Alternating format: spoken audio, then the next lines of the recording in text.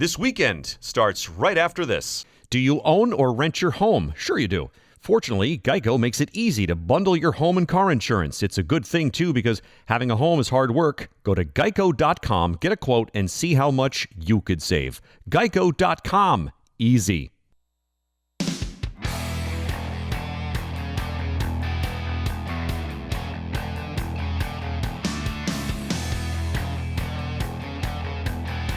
From Compass Media Networks, this is America's First News. This weekend with your host, Gordon Deal. The fourth wave of COVID. I'm Gordon Deal. Thanks for spending part of your weekend with us. Here's what's coming up this hour. The recent spike in coronavirus cases, largely from the Delta variant, has health officials on edge as it appears the country has entered another wave. Also, the summer travel surge is weird when Charlotte handles more flights than LA or Beijing. Plus, Olympic athletes had to be creative when gyms and other training areas were in lockdown. Hear how one athlete made use of a kiddie pool. And will the debut of Olympic surfing be ruined by small waves in Japan? The problem is, in 2014, Shida Beach got 1 day of contestable surfing. Well, you can't hold Olympic surfing in a single day. Josh Peter at USA Today on athletes hoping for an offshore typhoon to boost waves at Shida Beach. A doubling of COVID-19 cases in the past couple of weeks suggests the U.S. has entered a fourth wave of the pandemic. No one knows what the next month or two will bring, but the example of the United Kingdom suggests the infection rate could get quite high, while hospitalizations and deaths stay relatively low. More from Karen Weintraub, health reporter at USA Today. Karen, leaning heavily on vaccines. Right. What it seems to help is that people will not get seriously ill or die, we hope.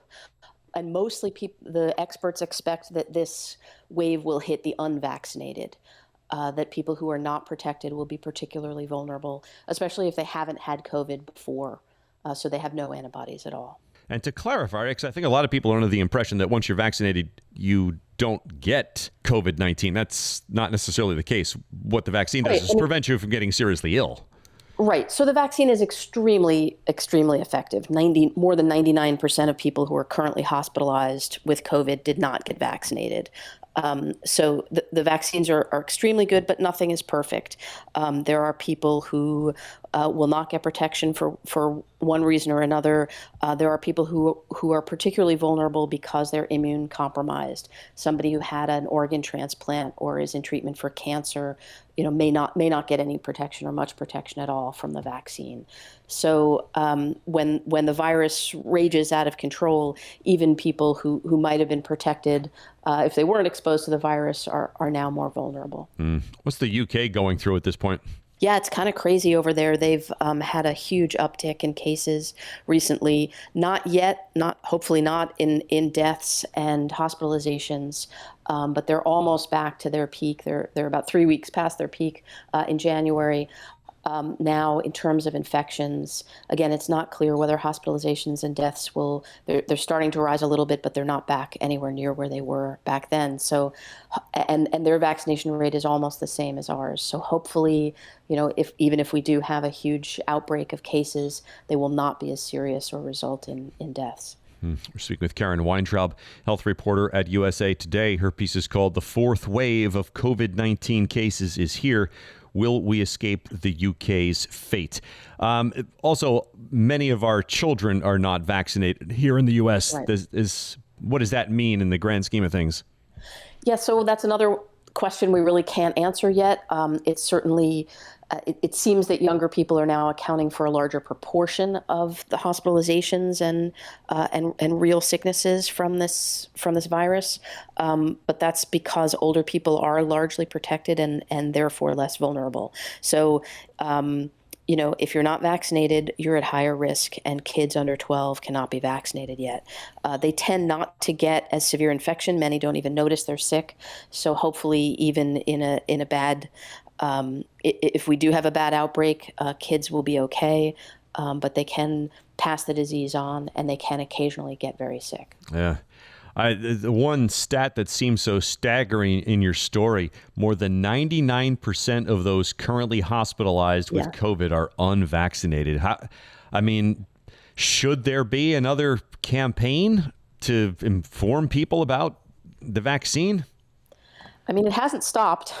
There has been an ongoing campaign. The people I spoke to said, for the most part, the people they know who haven't gotten vaccinated have made a deliberate choice not to get vaccinated. It is accessible now. If you want to get a vaccine, you can walk down to the neighborhood drugstore and get one pretty much any time. The Biden administration has said they're going to try to move vaccines more into doctors' offices. People trust their doctors. Hopefully, in that context, people will be more willing to get vaccinated. One of the challenges there, and the reason it hasn't happened yet, is these vaccines come in very large packages. So Pfizer just, for instance, shrunk their packaging down. You can now get 450 doses at a time. Used to be like 1,500. So, but still, a small doctor's office is not going to need anywhere close to 450 doses. Yeah. So it's a challenge to kind of break that down and deliver it in a way that people want it. But this doctor I spoke to in Houston said that every patient he has at the moment is unvaccinated, and every one of them regrets not getting the shot. Karen Weintraub, health reporter at USA Today. Coming up next, what extreme heat means for data centers. Harry's believes you don't have to choose between a great shave and a fair price. It's why they went into business. It's why their design team created the weighted ergonomic handle that gives me my closest shave ever. I can get a smooth shave in hard-to-reach places I couldn't with other razors. My whole face is equally smooth. That didn't happen before I found Harry's. It's a great time to try it out because right now, Harry's is offering listeners their starter set at harrys.com/deal. Their smart, simple design catches all the contours of your face. Combine that with their quality custom-made blades and shave gel, and you can have your best shave ever, too.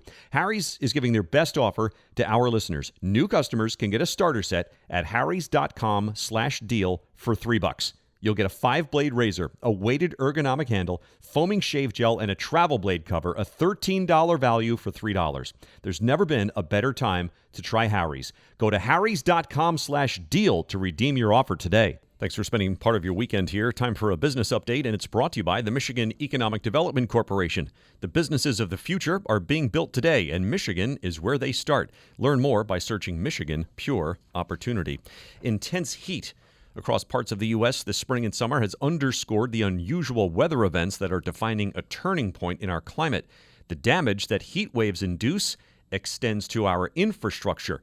Tech analyst Rob Enderle says this should force us to reconsider things like where we're putting data centers, employee safety, and preparedness for future anticipated weather events. Rob, explain. So with these extreme heat events, certainly people are at risk. As you mentioned, we're kind of living it here in the Pacific Northwest, and we've lost more people in a week than we typically lose, well, by a factor of 3 than we typically lose in a season due to heat-related deaths. And I know a lot of us are just seeing things we've just never seen before. For instance, the headlights on my project car melted on the car while it was inside in storage. Jeez. The heat is just beyond anything else. I've seen pictures where people's windshields have collapsed because the plastic in between the glass has melted to a degree, and then the stuff they've got on the dash melts all over the dash because it got so hot inside the car. It's insane, and then of course it's evaporating the water at an unprecedented rate. And here in the Pacific Northwest, we use hydroelectric for our power, which up till now has been relatively cheap and reliable. But with reservoirs going dry, there's no water to power the generators. And so we're now having to drift back over to old oil-fired plants to keep the power running. And of course, those aren't particularly clean, which is exacerbating the heat problem by increasing global warming. All right, so you talk about disaster prep, which looks like what in this scenario?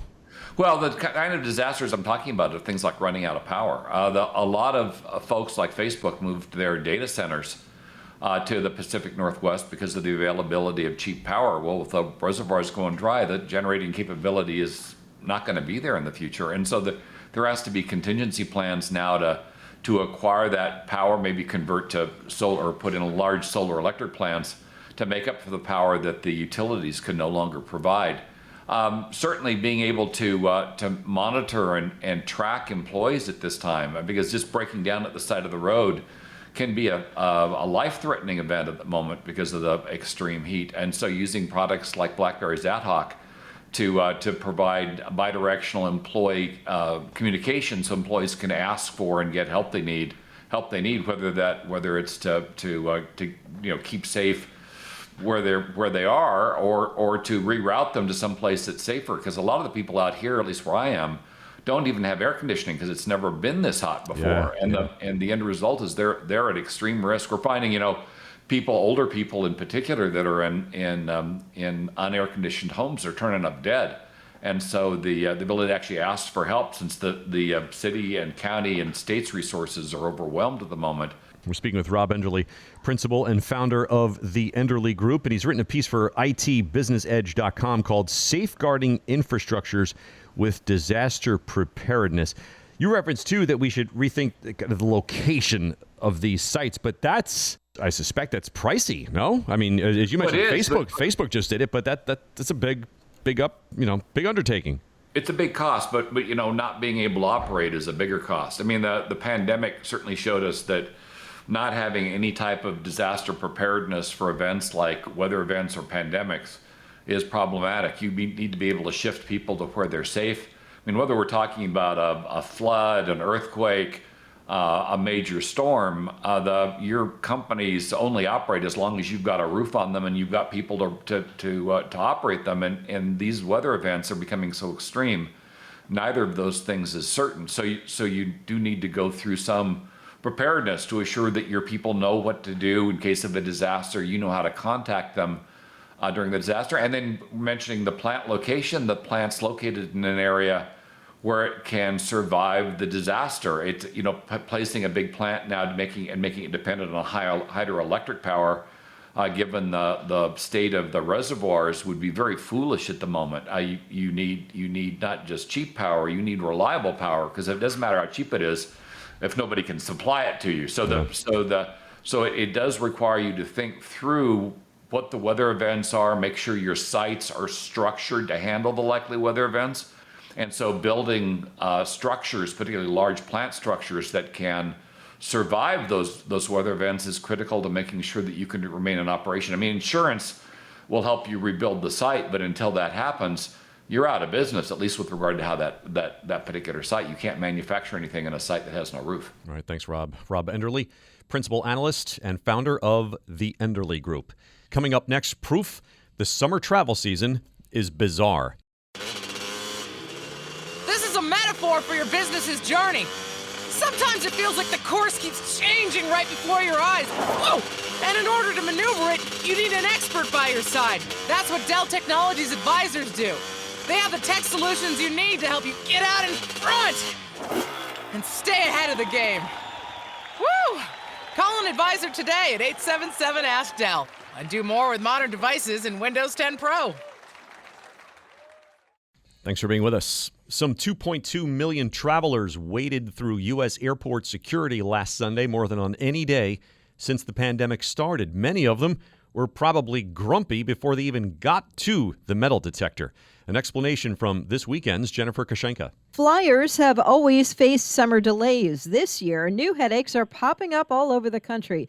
Joining us now with the rundown is Scott McCartney, middle seat columnist at the Wall Street Journal. Scott, what's causing so many delays? Well, basically, the entire travel infrastructure really wasn't prepared for this surge. And they knew it was coming in some ways. Airlines were certainly selling tickets for flights, but turns out they were selling tickets for flights that they've had trouble actually operating. So we've seen cancellations, seen a lot of delays. There's very little slack in the system to help people out if they get delayed by storms. So if you miss your connection and your flight gets delayed, it might be a day or two before you're going to get to your destination. And even when you get there, hotels have struggled with services, and hotel prices are up. Same with rental cars. It's expensive, but people have had a lot of trouble with the limited inventory of rental cars that are out there. And flyers are also having a lot of trouble getting through to airlines. I know Delta made some excuses about how they couldn't answer the phone, and people are just furious. And that's been a problem throughout the industry. 4 or 5 hour waits at American, JetBlue, Delta, and others. This is a problem really of airline creation. They're getting a torrent of calls because people are trying to use all those vouchers, billions of dollars worth of vouchers and credits left over from the pandemic. And the rules are very complicated. Airlines make them difficult to use, difficult to book online with those credits. And so people end up having to call. They're also calling because there are so many questions about masks, about border requirements if you're going overseas, what's required by the country you're going to, what's required to get back in the United States, and what do you do with your vaccination record, just all those kinds of things. And at the same time, a lot of airline reservations folks left in the pandemic. There wasn't much work for them. They decided to do something else. Airlines let them go. Then when they wanted to bring them back, there were fewer people. So they're really scrambling to hire people. It takes a while to train them because it all is very complicated. And so it's been a real mess. We're speaking with Scott McCartney, middle seat columnist at the Wall Street Journal. You talk about that. Some airlines mentioned they would be bringing some staff back for the holidays, November and December. Why can't they get them in here quicker than that? Some of it is very complicated. American had a situation where so pilots who have not flown in a while have to go through retraining. And that's a good thing. You want your pilot to be current. The pilot has to be current to operate a flight. And that takes some time. There's limited time available in flight simulators. So it gets spaced out. American had a situation where they simply made a mistake. They admit they made a mistake in calculating when pilots would get back out of retraining. So in July, they were short 20 pilots. And if you think about it, 20 pilots, if they fly 4 flights a day, that's 80 flights a day. It adds up into several hundred flights. Now, American flies tens of thousands of flights. It turned out to be 1% of their schedule, but that's still a lot of people who get inconvenienced when their flight gets scheduled because of that.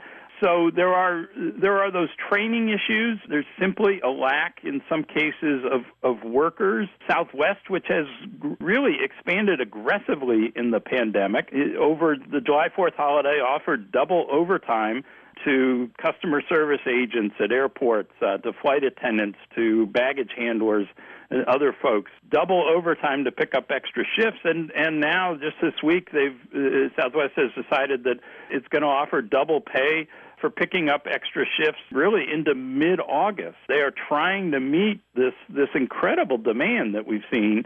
People want to travel so badly, and yet some of their workers would rather travel than work. Is that all going to contribute to higher ticket prices for us? It's certainly higher relative to the pandemic. I mean, yes, ticket prices have gone up. If you want to go to a beach destination this summer or a beach destination, next Christmas, you're going to end up with a high price ticket.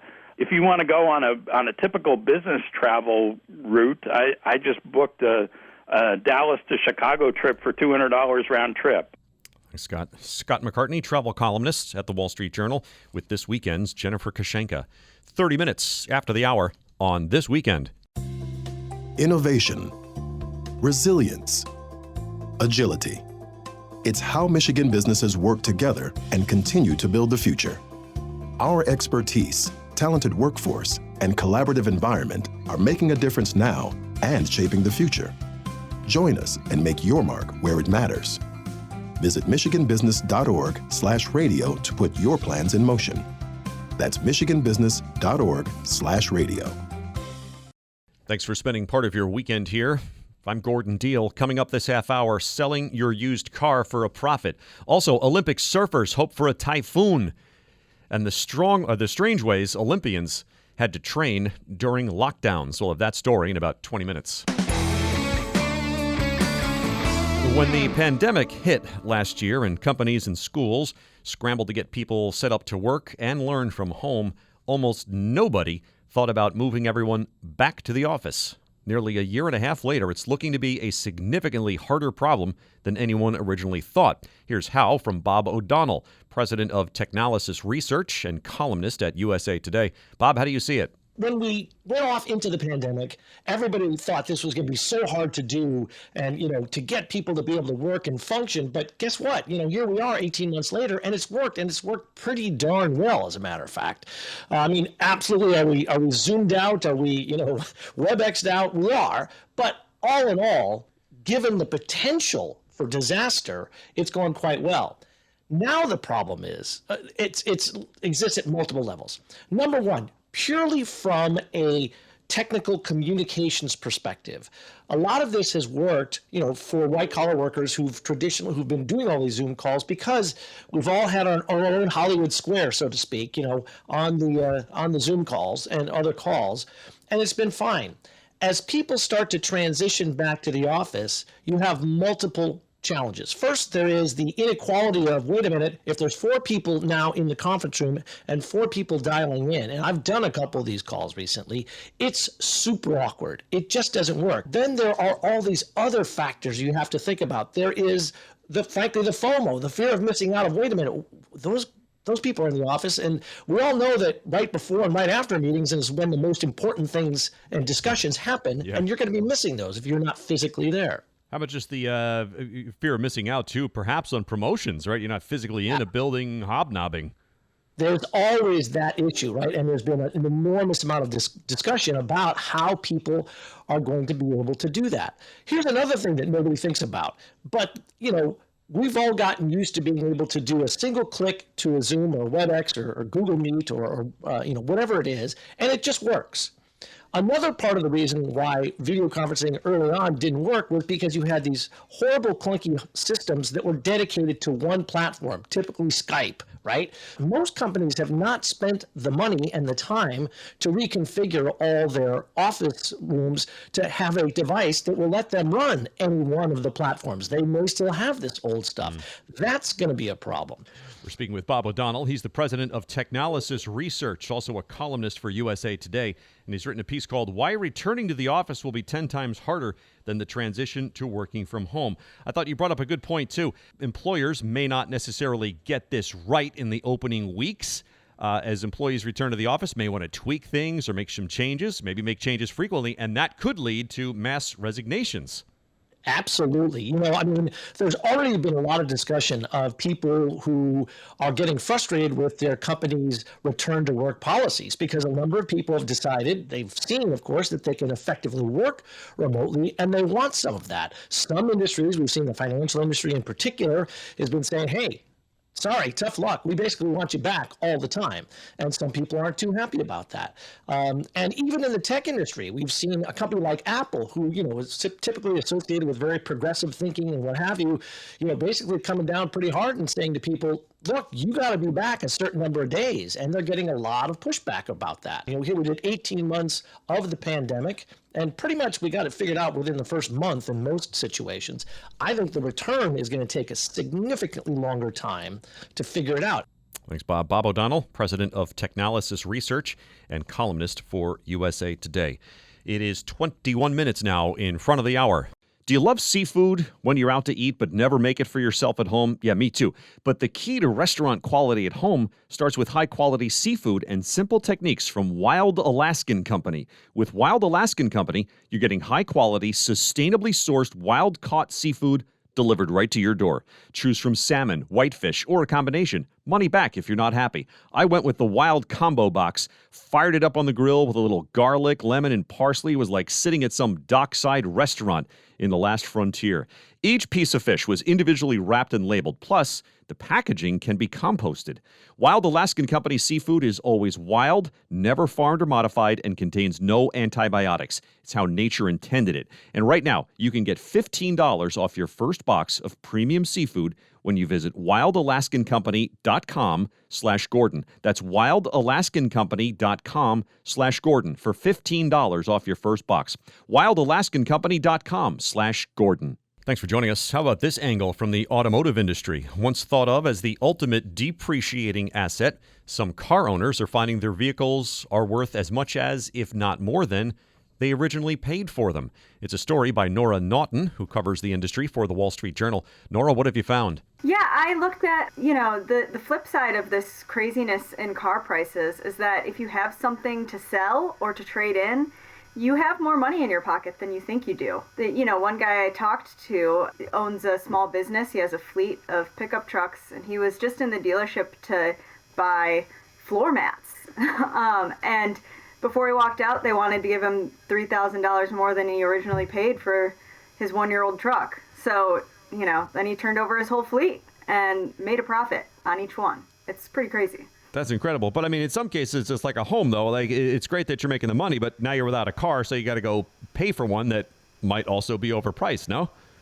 Yeah, that is the trade-off. In the end, it all sort of comes out in the wash if you're actually trading in. If you're trying to buy a new car, the value of your used car might help you afford what you're looking for, but you're going to be paying more. You're not really going to, unless you're actually just selling a car and walking away, you're probably not going to walk out of there feeling like you really got yourself a deal. Well, I thought, one of the fascinating angles in your story, too, was there was a dealer who's not so much advertising that he has cars for sale, but he's advertising what your used car might be worth if you bring it to his lot. Yeah, and that comes from the fact that used cars in general are just so hard to come by.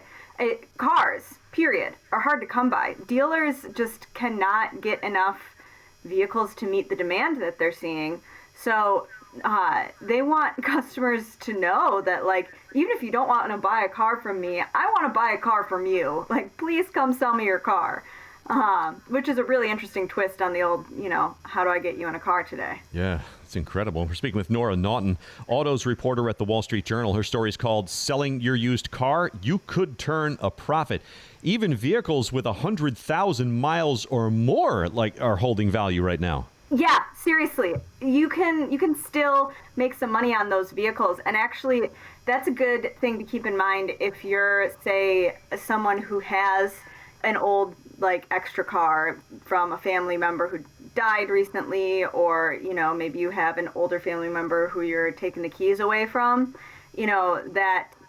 That old car with 100,000 miles is actually worth maybe a couple thousand more than it was a couple years ago, 16,000 if you do your math right. There were a couple of dealers you spoke to who talked about what keeps them up at night in terms of the customer and what they're paying these days. Explain that. Yeah, so I think dealers are sort of torn on this idea that, they have to sell to the market. You especially with how thin their inventories are, in order to run their business profitably, they have to charge a little more per car because they're just not selling the same volumes that they were. But the flip side of that is in a few years when hopefully, knock on wood, things normalize, people will come back and realize that they overpaid, that, they might be underwater on their loan. So it's an uncertain time. Thanks, Nora. Nora Naughton, who covers the automotive industry for the Wall Street Journal. Coming up next, hoping for a typhoon at the Olympics. This is a metaphor for your business's journey. Sometimes it feels like the world is throwing everything it has at you, and to succeed, you need someone to guide you through. That's what Dell Technologies advisors do. They have the tech advice to help you navigate whatever challenges you're up against and get you safely to where you want to be. Call an advisor today at 877-ASK-DELL and do more with modern devices and Windows 10 Pro. Thanks for spending part of your weekend with us. There's a big what if at the Tokyo Olympics. It's not only what if there's a COVID outbreak, but also what if there are no waves for the first ever Olympic surfing event. Riders will be at the mercy of Mother Nature. Fundamentally, in order to get surf, you have to have strong winds blowing over a big area of ocean over a long period of time. Without that, the surf can be pretty small. That's why some surfers are hoping, literally, for an offshore typhoon. More from Josh Peter, reporter at USA Today. Josh, what's the scenario? The surfing scenarios, the sport has been banging on the International Olympic Committee's door for 20 years to get the sport in. Finally succeeded, and the question was, could they find waves that they needed in Tokyo? And so back as far as 2016, when IOC officially voted in surfing, this sort of debate emerged, which was, can we find what we need in terms of surfing in and around Tokyo, or do we need to build a wave pool? And these wave pools are popping up all over the country, and for that matter, all over the world.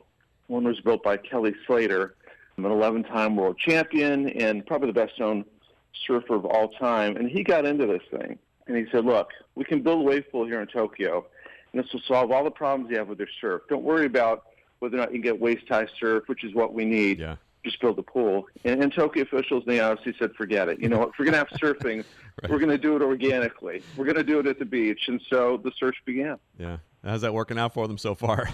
They're anxious, right? They're anxious, but better than expected. They settled on a place called Shida Beach outside Tokyo by about 40 miles. And they looked at climatology reports for the last 40 years and found that, on average, Shida Beach gets waist-high waves, which are the equivalent of 3-foot-high waves. And that's more than acceptable for contest surfing. The problem is, in 2014, over the same period the competition will be held at the Olympics, Shida Beach got 1 day of contestable surfing. Well, you know, you can't hold Olympic surfing in a single day when you've got 40 surfers, 20 men and 20 women. So I think there was some real concern. More recently, forecasters have said they see some tropical weather, typhoon, maybe a cyclone, and that's really what they need to stir things up and generate the energy to create the waves that people want to see. We're speaking with Josh Peter, reporter at USA Today. He's got a good story entitled, Will Olympic Surfing's Debut Be Ruined by Small Waves? So what if? I mean, what if there's just nothing to go with? These surfers are, what is it, like an 8-day window, right? They possibly get nothing. Right. There's already been some talk about whether or not they could extend it a few days, whether or not they extend it to 16 days. But ultimately, let's just say the ocean doesn't deliver. I mean, you can't hold a competition without waves. I don't know how often it's been done, but at that point, it's probably too late to call Kelly Slater and ask him if he can build a wave pool. Right. Again, these forecasts are probably alleviating a lot of concern, and at the same time, I mean, at the mercy of Mother Nature. If it doesn't happen, it doesn't happen, which would be, tragedy is not the right word, but would be a real disappointment. If they didn't get a chance to get out there and really show their stuff, it would be a shame. So it's just sit and wait, really, right? I mean, that's where we are? It's sit and wait and watch your forecast. What's the first day? When does the window begin? The window begins on the 25th. And it's set to end on the 1st. I've already heard pretty good authority they could get it to the 2nd. And I spoke to the president of the International Surfing Association. He basically said, why can't we use all 16 days? So, I'm not sure he's discussed this with the International Olympic Committee, but I got to tell them to do whatever it takes to get this thing. Yeah, and to be clear, they need that kind of to stay out at sea, right? And obviously not come ashore. You don't want to surf in that environment, I presume. Exactly. At first, when one of the surfers told me we're praying for a typhoon, I'm thinking, really? I'm not sure I want to be around for this. But yeah, no, not a typhoon that hits land, but something that's stirring out 200 miles from shore, close enough to create strong waves, but not so close that the wind disrupts everything and makes it useless. Yeah. So yeah, I mean, location. That's what it's all about. Thanks, Josh. Josh Peter, reporter at USA Today. Surfing, right? The rare event where you actually hope for a storm in your sport. Coming up next, strange ways Olympians trained while in lockdown. Innovation, resilience, agility. It's how Michigan businesses work together and continue to build the future. Our expertise, talented workforce, and collaborative environment are making a difference now and shaping the future. Join us and make your mark where it matters. Visit michiganbusiness.org/radio to put your plans in motion. That's michiganbusiness.org/radio. Thanks for being with us. COVID-19 shutdowns forced Olympians everywhere to rethink and redesign their elaborate training. In many places, gyms were shuttered for months and social distancing was strict. The Wall Street Journal says Anita Alvarez, a synchronized swimmer based in the San Francisco Bay Area, did not have access to a pool. As teammates trained by Zoom, some went into their bathtubs. Ms. Alvarez didn't have a bathtub, so she bought a kiddie pool. She said at least it gave her the sense of comfort of being in some body of water. Kyle Snyder, freestyle wrestler, trained with his younger brother. They found space at a nearby police station. Jake Hoyle, a fencer, trained with his roommate in an alley behind their apartment in the Harlem neighborhood of New York City. And when the pool at Indiana University was shut down, the coach identified a pond near campus. The swimmers braved weeds, near-freezing temperatures in wetsuits, snapping turtles, and various sorts of suburban muck until last June. That'll do it for this hour. I'm Gordon Deal. Thanks for listening to This Weekend. Do you own or rent your home? Sure you do. Fortunately, Geico makes it easy to bundle your home and car insurance. It's a good thing, too, because having a home is hard work. Go to geico.com, get a quote, and see how much you could save. Geico.com. Easy.